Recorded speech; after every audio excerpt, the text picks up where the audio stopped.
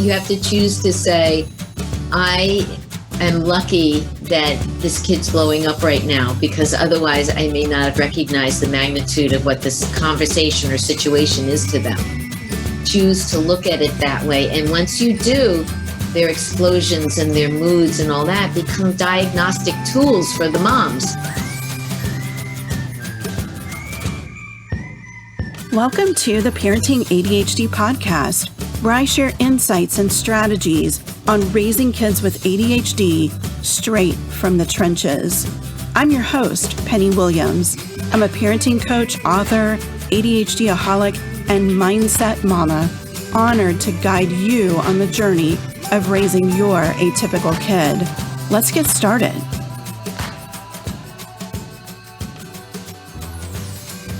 Welcome back to the Parenting ADHD podcast.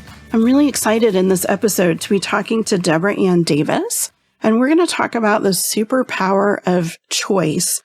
And she is the author of How to Keep Your Daughter from Slamming the Door. I love that book title. It's amazing. Why don't you start by introducing yourself? Let everyone know who you are and what you do. Hi, my name's Deborah Ann Davis. I go by Deborah, and I am a parenting coach and a life coach.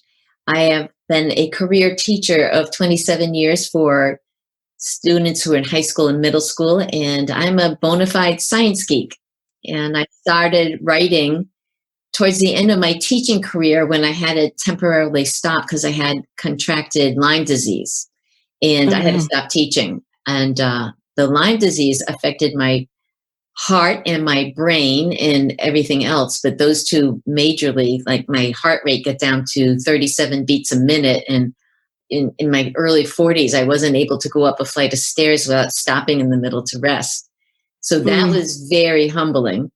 And then my brain, my attention was so shattered that I couldn't watch a half-hour TV show because I couldn't follow the plot.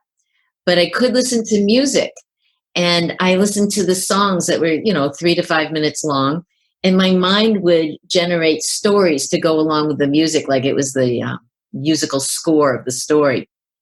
Then when I got stronger, I started jotting down some of the ideas, and by the time I returned to teaching, I had started writing. I was never on the track for becoming a writer. It was not where I was going. So when I finally ended up here, I look back on it and I was going, wow, it's a good thing I got that Lyme disease. Gifts and everything. Yes. And then I ended up with 2 YA novels. And when I had those 2 manuscripts done, I thought, I'm going to become a writer. I've got 2 books here. So I stopped teaching and I jumped into this feet first. And then from there, it just changed and changed and changed. And answering the call to the fact that I missed teaching so very much, the first thing I did that first year was I held not that first year, but immediately, I held a mother and daughter retreat for moms of teenage daughters so they could work on their parenting skills and, get out of each other's way. Because let's face it, their goal is to have a loving, close relationship, even though they may be bumping heads all the time. Yeah. I was using some of the skills I had developed over the years of teaching. Yeah, so what a great way. Writing the book, and then another book, and then another book. So there you go. Nice. And I love how you've taken what you experienced from teaching to help parents. There's a lot of lessons there, I think, in the way kids function and the way kids think that we don't often think about taking that from the classroom over to our parenting. It's a really neat bridge to make there. Exactly. And the other thing is I talk to people about taking what they call a learning style inventory, which is basically a quiz of sorts where you go through and you answer these questions, and then the analysis tells you the type of learner that you are, although most likely you know that. But the point is, when you take that kind of a quiz, it says, this is what you do good. So if you happen to have a teacher who has the same kind of learning style that you have, then you're all set, because we teachers teach in the way that makes sense to us, which is a reflection of the way we learn. If you are in a classroom with a teacher who has a different learning style than you, then you could be at odds with being successful because the things they're asking you to do are not in your wheelhouse and you feel inadequate in their eyes because you think that they see you not as smart or not as capable or not as good. So it creates a whole set of problems that don't really need to exist if you understand that your style is different than their style. And different isn't good or bad, it's just different. Yeah. I think that's something that we don't think about as parents. We often view our kids as smaller versions of ourselves. Exactly. And they're not. They're their own independent individual, and they need to form what they think and feel about different things. They need to figure out who they are as an individual person, not as a reflection of us. And they don't really teach us that when we become parents. You know, No, they leave that out of the manual. Yeah. And we try to sort of craft these little people who are a reflection of us. And it's just not the way it should be. It's just not. It works out for people when they have the same personality. If they got the same type, then yes, that does actually work out. Yeah. But that's so rare, I think. We think that it should be the majority of the time, but I think it's really rare for our kids to be very, very similar to us. Genetically, maybe, but personality-wise, I think there's a variety there. It's not kind of this norm that we think it is. Well, when you think that people marry people who are dissimilar, people who are different than you are because they fill in your gaps and you fill in their gaps. So if you're going to have two parents with different personality types, then the kids are either going to be A, like the mom, or B, like the dad, or C, like neither of them. Right. So you get a parent that the child gets along better with one parent over the other. Most likely they have a similar personality type. So they approach the world the same way and they have the same kind of reactions. And what the other person does is not surprising to them. Yeah. And that's really key for kids, is to know what to expect, to not be surprised. I think a lot of that sort of unwanted behavior that we talk about a lot in the ADHD world is born of that surprise, of not knowing what to expect, of not, then that leads to distrust between a parent and a child. When you're always sort of blindsided by your parent, then you don't feel safe and you don't feel like you can trust what is going to happen. And then they stop communicating with you. And, it's this whole spiral that we can get into. So we really need to be able to step back and say, wow, my child is different from me. And so they're going to go through this world in a different way. And that's okay. Different is totally okay. Yes. As you said. You need to educate yourself on what their differences are and how to support them in their world. Yeah, and that's a lot of the work we do with families with ADHD is you really have to be a detective. You have to dig really deep and understand not only ADHD, but you have to understand how that impacts your child, because two kids with ADHD can be polar opposites. It doesn't look the same in everyone. And even parents who have ADHD themselves, often they'll say, well, this stuff worked for me when I was their age and I struggled with similar things, but it doesn't work for my child. And that's because you're so different. It's not a one size fits all thing. ADHD is different for everybody. And that distinction is really important for parents to really get who their child is, what their strengths are, what their struggles are, and work from that. Not work from our own past experience, our own fears, our own, version of success, all of those things we just have to put aside and really parent the child that we have. Think of it like this. If in the first grade class, everybody gets chickenpox, right? Mm-hmm. The kids who are visual learners will handle chickenpox differently than the kids who are kinesthetic learners, who will handle chickenpox differently than the kids who are auditory learners. And the chicken pox has absolutely nothing to do with their learning style. It's just the way they react to things. It's the same thing with ADHD. Kids' personality types, their learning styles, and all that business are independent of ADHD. I've seen plenty of things that say, oh, kinesthetic learners or have ADHD or that kind of thing. It's not the way it works. So you have to take it and reference it to who your child is. And to do that clearly, the personality quizzes, the learning style inventories, all those things are really helpful for the parents to say, okay, there we go, that's my child. Yeah, it's really important to do all that work. This parenting is a lot more work because we really have to be very mindful day in, day out, moment by moment, who our kid is, where they are in that moment, what's true for them in that moment, and then respond with that information in mind rather than reacting, which I think leads really well into this idea of the superpower of choice. I had read something you said, their volatile reaction is a red flag that they need help, which nothing could be truer about behavior. Behavior is communication. So when we're having these battles with our kids, you talk a lot about the choices that we make as parents and how they affect those outcomes. So the thing is about that, when you have a person who is reacting in a way that is you would perceive negative or hurtful towards you, you can choose how you're going to receive that. If you've got a small person like a 3-year-old who's saying, I hate you, you can choose to believe that child hates you, or you can choose to believe that child is at the end of their rope and doesn't know how to cope, which is fairly easy to do when they're 3 years old. Yeah. But when they're 14 or even 11 and they say, I hate you, it becomes more personal. Like you feel like you're being hated. But it really is the same thing. The kids just at the end of their rope, they don't have the coping skills.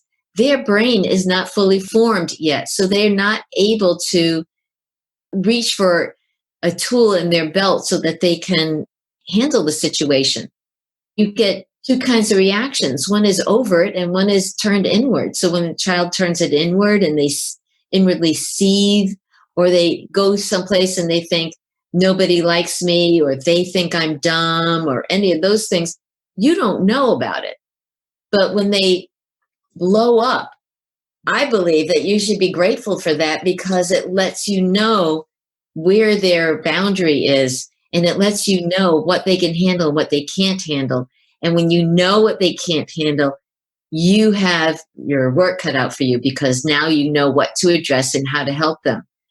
And my whole thing is that during this pandemic time where everybody is so worried about everything, our job as parents is to keep the kids calm, because they watch us watching the news, they watch our reactions to it, or they may be watching the news themselves, or worse, they may be getting their information from another friend who, converts it to their youthful understanding. So they get themselves anxious about it. And our message to our kids needs to be, look, I'm going to take care of this. I don't know everything that needs to be done right now, but I'm going to find out. So all you have to worry about is what you're doing next. You don't have to worry about what's coming down the pike. And when we make a plan, if they change it, then don't worry, because I got your back. I will make sure that what you need will be there for you. And if I don't know how to get it, I will find somebody who does. So you don't need to worry. Let it go. Yeah. Letting go is so important for parents and kids. So many times we really get wrapped up and tangled up in things that don't matter as much as we've told ourselves that they do. And that can be really, really helpful. Again, like, taking things personally, as you were talking about. When we can let go of that, it's really freeing. Then we can stay calm. Then we can address what's happening and really help our kids. I read this phrase a few years ago, and I use it as my parenting mantra. When things get tough, I just start chanting it in my head, but your child isn't giving you a hard time. Your child is having a hard time. Yes. Yes. I love that sentence. I love that sentence. Yeah. It's a really good way if you just take a breath when something is explosive or intense emotionally with your child. If you just take a breath and let that run through your mind, it really helps to focus on responding. Again, we're talking about the difference between reacting and responding. And we're talking about choice. You have to choose to respond instead of reacting. You have to choose that path, which means that you have to prepare for it before the explosion, the day before, the week before, the month before. You have to say, all right, I know that I react when my kid does this. Next time that happens, I'm going to have this plan in place, and this is what I'm going to do. And then you need to tell your kid that that's what you're going to do, because if you change paths midstream like that, they will think there's something wrong with you. Yeah. So they will call you out. They will say, oh no, mom's gone off the deep end.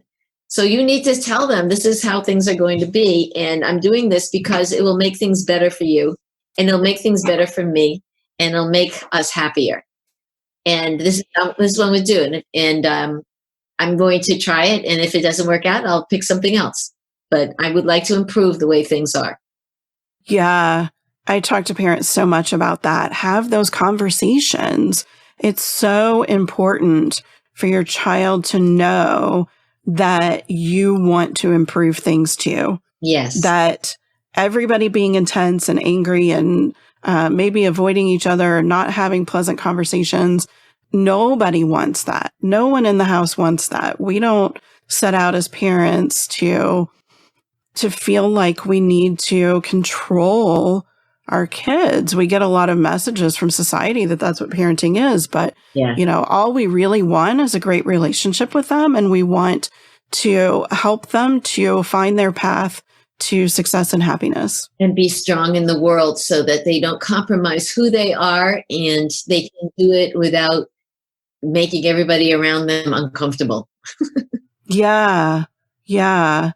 And again, that choice. And I think, when we as parents decide to mindfully choose how we respond, we are modeling that for our kids. We are teaching them to mindfully choose how they deal with a situation or an emotion. And kids with ADHD really struggle more with that. They struggle more with recognizing kind of the nuance of emotion, all of those different variances of angry or variances of sad or happy. And they really need that extra sort of guidance on what those feelings translate to. What's an appropriate way to communicate to someone that you're really frustrated with them or that they're really not hearing you, and a lot of times it's this primal reaction of anger or aggression. And then as parents, we're like, whoa, this is unacceptable. Mm-hmm. And just like you said, that's your red flag, right? That's the red flag that says, okay, something is going on here and it's not my kid trying to make my life miserable. What is it? You're making that choice. Right. You have to choose to say, I am lucky that this kid's blowing up right now, because otherwise I may not have recognized the magnitude of what this conversation or situation is to them. Choose to look at it that way. And once you do, their explosions and their moods and all that become diagnostic tools for the moms. Yeah. Oh, I like that. I hadn't thought about it that way, but it's true. It's like, it's clues. It's leaving clues for you to figure out a better way. You may not know a better way to deal with something in that moment. You should stay calm. You want to try to help your child calm, but you may not know what to do. But all of these things are clues as to what to do. If you were like, for my own son, if I push him to talk to me about something that I know something's wrong, I know something's eating at him, and he is not a talker about things. He's one to stuff them down and not want to deal with them, which we're working on. But, for me, I just want to help him right then to feel better. And for him, it's too much pressure and he needs time and space. And so when he explodes at me because I'm asking him again just to tell me what's going on, that's a clue. I need to be looking at that as a clue. I need to choose to look at it as a clue. Well, if I may, you already know that he doesn't handle those questions well. So part of what it is that I'm hearing you say is manifestation of your feeling helpless about helping him. Mm-hmm, absolutely. You don't know how to approach it. And so you increase your intensity with it, trying to make yourself feel better. And that's something to let go. He will come and talk to you when he needs to. And the thing you can choose to say is, you know what? I understand that you don't want to discuss this. I also understand that there's something going on right now. I want you to know that I am here for you. And if you want to share this with me, I will help you because we're on the same team. We're on the same side. Yeah. And I love you.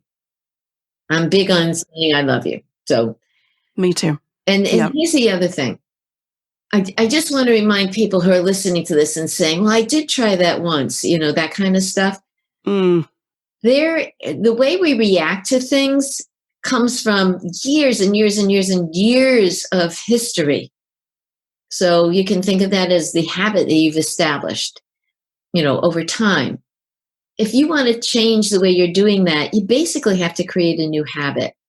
And when I was a kid, they said, oh, you can create a new habit in 7 days. That's not true. And then when I was a young adult, they said, oh, create a new habit in 21 days. That's not true. A new habit takes however long a new habit is going to take.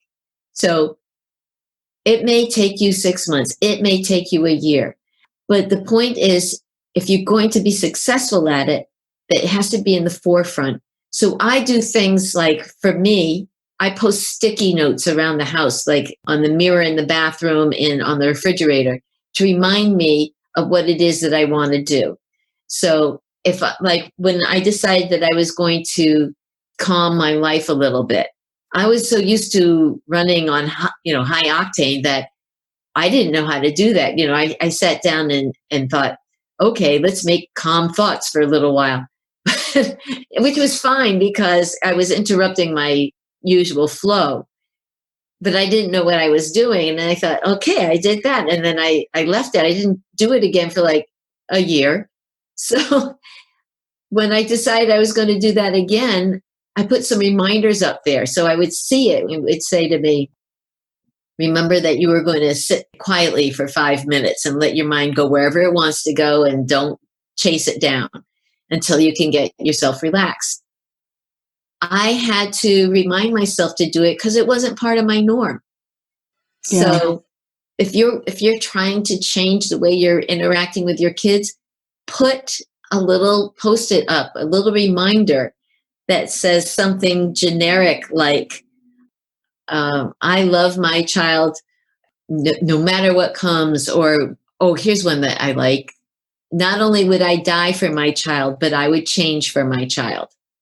I love that. So you could put that up on the refrigerator, and you could put it up on the bedroom door. You could put it on your bathroom mirror. And when you find yourself in an argument with your child, when you leave out of that room, you'll encounter that sticky note, and it'll remind you that of all the stuff we're talking about here, that this is a flag that your child is not handling something, and you want to be in your child's corner. And it'll prompt you to turn around and go back and say to your child, I want to be in your corner. And when you can talk to me, I'm here for you. That kind of thing. Yeah. So important. You just got to understand that this is not an overnight decision. This is something that you tell the child that you're going to be working on, and then you work on it. You say, and here's a big suggestion I have, especially for people who have kids who explode emotionally. And that is to say, look, when you're upset, I can't hear your message. I get too distracted by your tone of voice and your gesturing and your basically your anger. So this is what I'm going to do. When you're upset, I'm going to step away. I am stepping away in love, and I will be back there the second you want to talk about it, or the second that you've calmed down and you can tell me that you don't want to talk about it. I will be right back there. So I'm stepping away now. I will be checking back on you in a couple of minutes. I love you. And then step away. And then that distance will interrupt that escalation that was going on. Or if you don't get to that point yet and there's mutual storming out of the room, you'll see the little sticky note that reminds you that that was what your goal is. And here is something that is so important.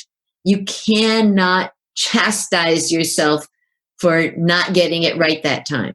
Yes. Every reminder, every time you think about it, is another notch on your belt towards your goal.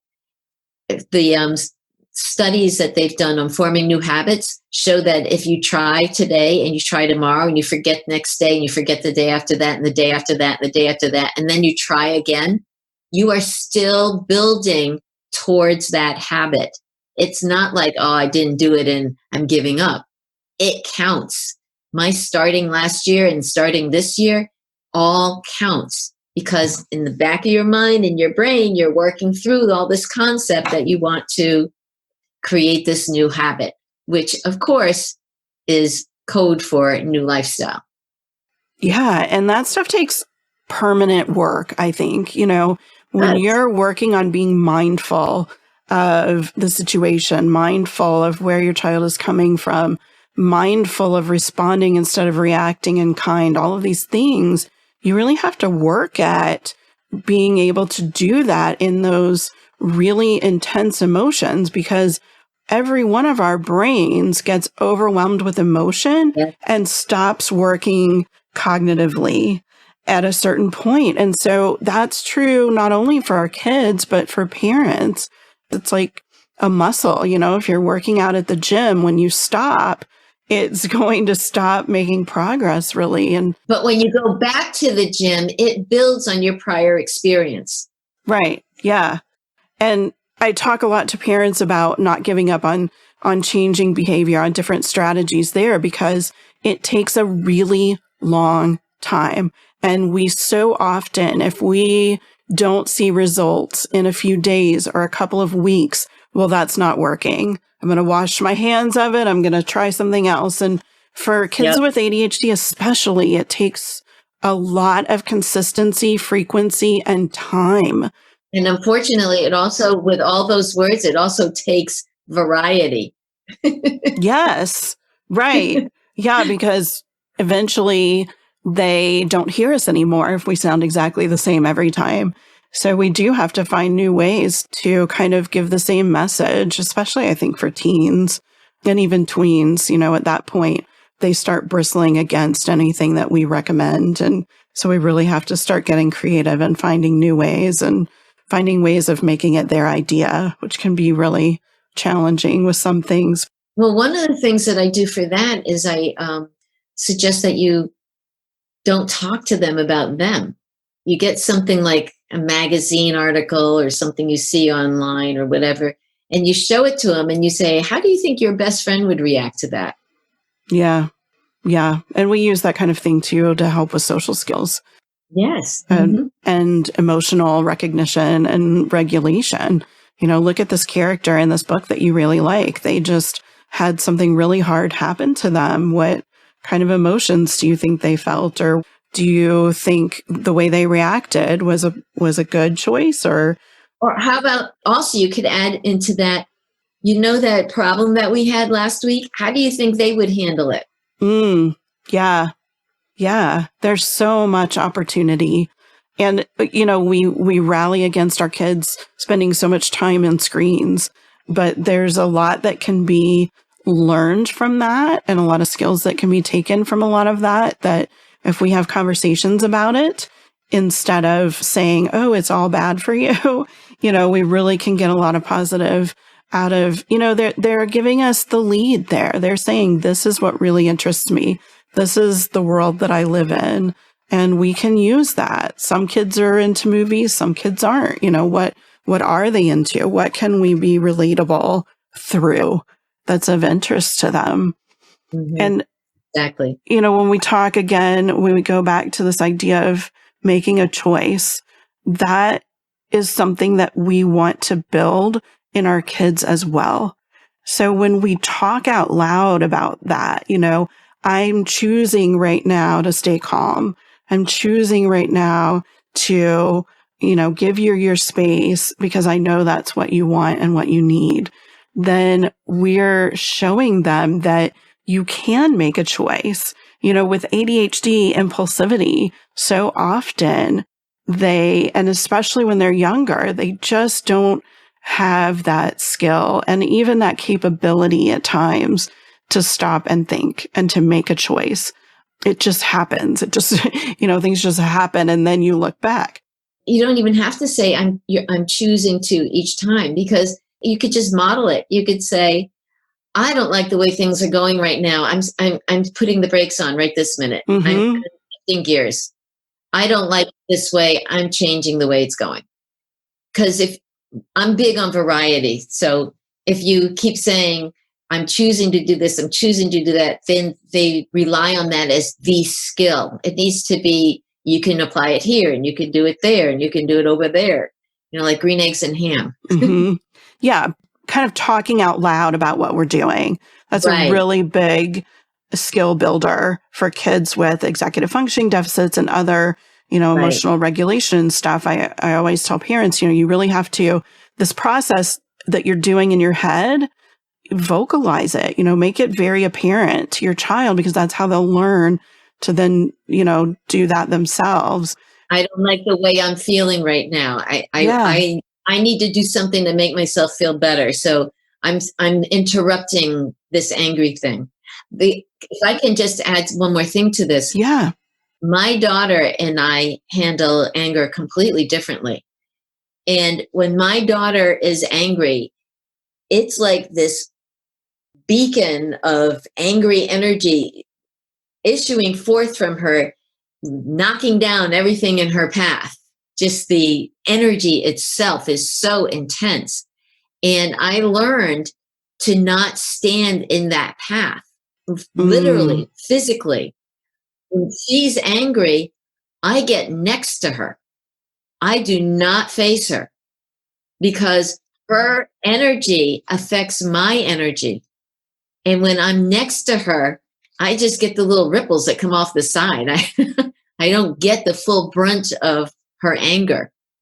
And I told her that's what I was doing. And so she understands when I move to the side what I'm doing. Like if we were, say, in the living room and I'm in a chair across from her, I'll move to a chair next to her or on the couch next to her, or I'll just stand over by the door. I get out of the way of that anger. And the other thing is when I go back to approach her, I mean, you can't do this with if you have a son, but you could find something comparable. I would go and with a bottle of nail polish and we'd sit shoulder to shoulder polishing our toenails. So we're not even looking at each other. And we might talk, we might not talk, we might talk about something completely unrelated, but it's to reestablish that there was no damage done. Because one thing that they wrestle with that we don't necessarily wrestle with is whether or not that last thing they said or that last action they took is permanently going to drive you away. Will you come back? Mm-hmm. So we need to make them know that I'm walking away right now, but I love you and I'm right on the other side of that door. So when you want me, I'm here for you. I love you. And I always come back. I don't want to continue this negative way. Yeah. Oh, I never thought about standing next to them instead of facing. And I mean, I got chills when you talked about it because what a difference that can make. Yes. What a difference that can make. That's amazing. And, the idea of always coming back. I love that too. So many good nuggets that, even other parenting coaches have not thought about that you've shared. It's amazing. We're coming toward the end of the episode. What else do you want to make sure that you share with the audience? I would also, little shameless self-promotion here. There's a book, How to Keep Your Daughter from Slamming the Door, which has tons and tons of many of these activities and strategies and tips and techniques that you can use with your kids. But there's a lot of it in there about taking care of yourself as a mom. Like what I just said about stepping out of the way of my daughter's anger. You don't stand there like you're struggling in a storm. You protect yourself and get yourself out of the way. And you don't blame yourself. You don't self-chastise. And if it doesn't work, you don't think, bad me. There's a whole theme throughout the book about taking care of you first. So it would be helpful for moms of sons also. And I am opening up my offices for taking on new clients in October. So if people are interested in having some coaching sessions, I can also be available next month for that. Awesome. Yes. And all of the links to connect with you, your website, will all be in the show notes for this episode. For everyone listening, you can go to parentingadhdandautism.com/106 for episode 106. And I do absolutely encourage you to go and check out Deborah's website and book and connect and learn more from her. I know there's more nuggets of wisdom than we've been able to share in this short amount of time that are available to everyone. Thanks so much. If I could just add one quick sentence. Yes. Most parents have good relationships with their kids when their kids are adults. The whole thing is not about whether you're going to lose this relationship. The whole thing is about making this relationship easier now. But it will work out. Yes. I love that you brought that back around to that, because it's true. And I share all the time. My son is almost 18 now. We've been on this journey for 12 years since his first diagnosis, and things do get better.